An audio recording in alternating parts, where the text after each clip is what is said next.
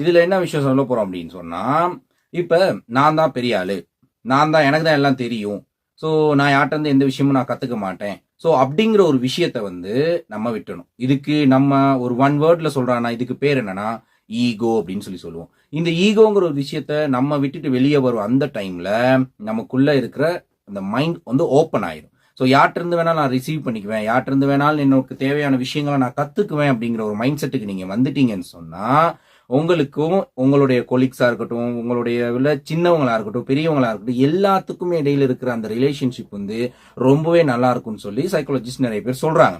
So எனக்கு தான் எல்லாம் தெரியும், நான் தான் இங்க இருக்கிறதுலே ரொம்ப பெரிய ஆளு அப்படிங்கிற ஒரு விஷயத்த தயவு செஞ்சு விட்டுருங்க. இப்படி விட்டீங்கன்னு சொன்னா உங்க ரிலேஷன்ஷிப் இன்னும் கோ த்ரூ ஆகுறதுக்கு இன்னுமே நல்ல ஒரு கேப்பபிலிட்டி அதுக்கு கிடைக்கும்னு சொல்லலாம். Point number 2.